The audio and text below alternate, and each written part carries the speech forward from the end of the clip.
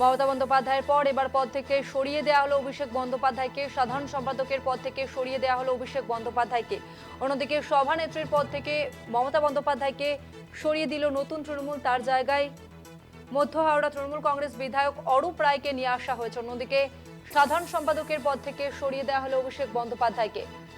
New টাউনের হোটেলের বৈঠকে নতুন তৃণমূলদের যে বৈঠক, সেই বৈঠক থেকে এই সিদ্ধান্ত নিয়েছে ঋতব্রতরা।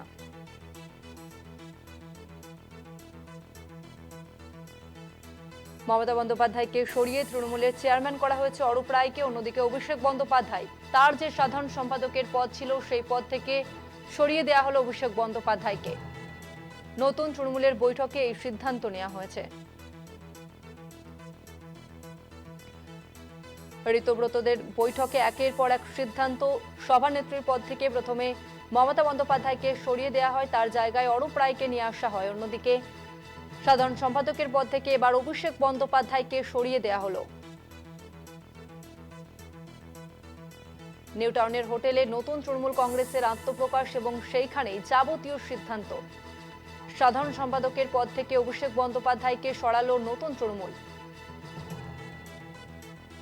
ঋতব্রতপন্থী তৃণমূল এবার অভিষেক বন্দ্যোপাধ্যায়কে সরিয়ে দিল সাধারণ সম্পাদকের পদ থেকে। তার আগে সভানেত্রীর পদ থেকে সরানো হয় মমতা বন্দ্যোপাধ্যায়কে।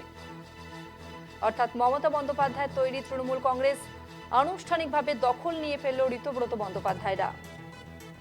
তৃণমূল কংগ্রেস তৈরি হওয়ার পর এই প্রথমবার দলের সভানেত্রীর পদ থেকে সরানো হলো মমতা বন্দ্যোপাধ্যায়কে।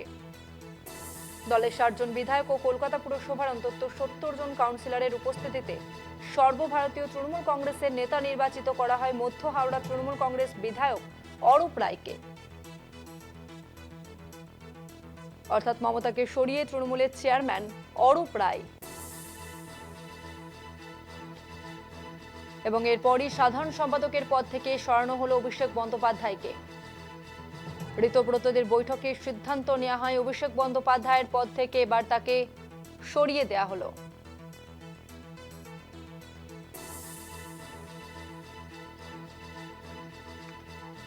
এর আগে সভানেত্রীর পদ থেকে মমতা বন্দ্যোপাধ্যায়কে সরানো হলো, আর এবার অভিষেক বন্দ্যোপাধ্যায়ের পদও বাতিল করা হলো।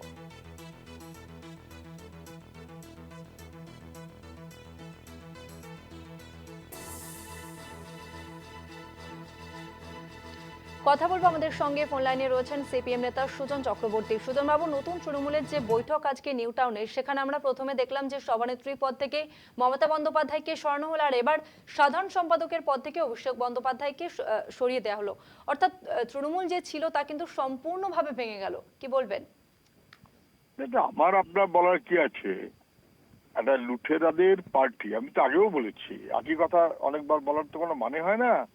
তৃণমূল হচ্ছে একটা লুঠেরাদের পার্টি, যেটা লুট করবে বলে একটা পার্টি জন্ম নিয়েছে, চুরি দুর্নীতি করবে বলে একটা পার্টি জন্ম নিয়েছে, তার নাম দিয়েছে তৃণমূল, তার দলনেত্রীর নাম রেখেছে মমতা ব্যানার্জি। এটা না বুঝবার কোনো কারণ নেই। তৃণমূল একটা পেশা, কোনো কিছু না করে ঘরে বসে কি করে টাকা উপার্জন করা যাবে, সেই পেশাটার নাম তৃণমূল। এর চাইতে বেশি কিছু তৃণমূল নয়। ফলে সেই দলের কোনো ভবিতব্য থাকতে পারে না। ওটাতে কে এখন এই সিংহপাট নিয়ে কি রাজপাট নিয়ে কে কি লড়াই করবে, আর কোথায় কত টাকা কে রেখে দিয়েছে, যাই রাখুক, লুঠের টাকা, সেই ভাগাভাগিতে ওদের কি লড়াই হচ্ছে, কে নেতা হবে আর কে নেতা থেকে সরে গিয়ে কাউকে সরিয়ে দিয়ে কে তার ভাগ দখল নেবে, ওতে মানুষের কিছু যায় আসে না।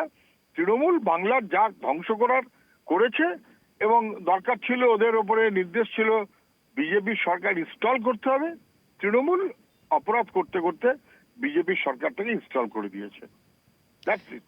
ধন্যবাদ আপনাকে।